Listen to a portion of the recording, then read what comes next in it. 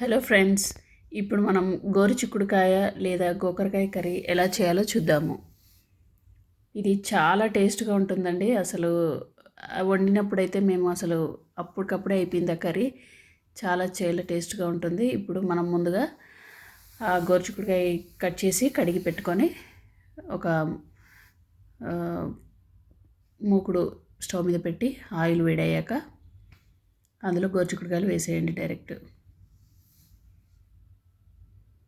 ఈ విధంగా మొత్తం వేసేసుకోండి. ఇవి పావు కేజీ క్వాంటిటీ అండి. అందులోనే కొద్దిగా అల్లం వెల్లుల్లి పేస్ట్,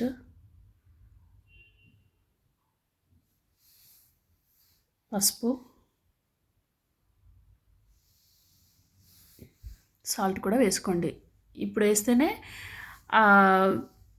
గోరుచిక్కుడుకాయలకి ఈ సాల్ట్ పట్టి టేస్ట్ వస్తుంది. ఈ గోరుచిక్కుడుకాయల కూర కానీ కాకరకాయ కానీ ఎప్పుడైనా ముందుగానే మనం సాల్ట్ వేసుకుంటే బాగుంటుంది. వేరే కర్రీస్కి సాల్ట్ తక్కువ అయినా బాగుంటుంది, కానీ వీటికి మాత్రం కంపల్సరీ స్టార్టింగ్లోనే మనం చూసుకొని వేసుకోవాలి. ఈ విధంగా మొత్తం ఈవెన్గా కలిసే విధంగా కలపండి. తర్వాత స్టవ్ సిమ్లో పెట్టి మూత పెట్టి కొద్దిసేపు అయ్యాక మళ్ళీ కలపండి. సో ఇది కలర్ చేంజ్ అయింది కదండి. ఇప్పుడు కొంచెం కుక్ అయినట్టు, ఇంకా కొంచెం సేపు కొద్దిగా అయితే బాగుంటుంది. మూత పెట్టండి. ఈ గ్రీన్ నేచర్ అంతా పోయి ఒక వాటర్ కలర్లాగా అంటే కుక్ అయినది మనకు అర్థమైపోతుంది. అప్పుడు అందులో టొమాటో వేసుకోండి. సో 5 మినిట్స్ ఇది కూడా మూత పెట్టి తీస్తే ఈ విధంగా అవుతుంది, కుక్ అవుతుంది.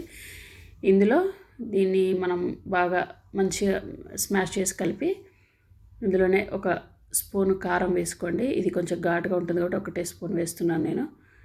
ఇందులో ధనియాలు, మెంతులు, జీలకర్ర పౌడరు. ఇది గ్రేవీ కోసం చాలా టేస్ట్, ఫ్లేవర్ చాలా బాగుంటుంది. సో ఇదంతా మొత్తం కలుపుకోండి. ఇది 1.5 స్పూన్ వేసాను నేను.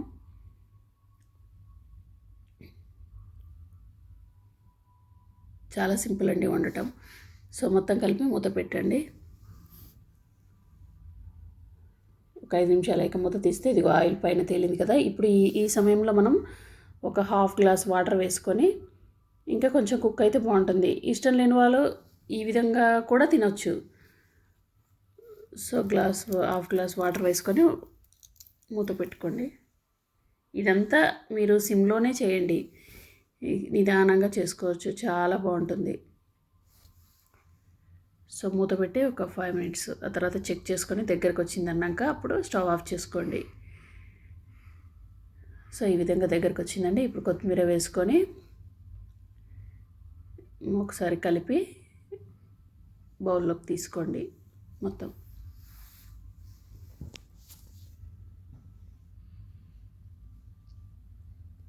చూసారు కదండి, ఎంత కలర్ఫుల్గా. బయట కూడా ఇలాగే ఉందండి.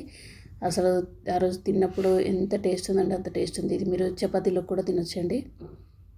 ఈ వీడియో కనుక మీకు నచ్చినట్లయితే లైక్ చేయండి, షేర్ చేయండి. Please subscribe my channel. Thank you for watching.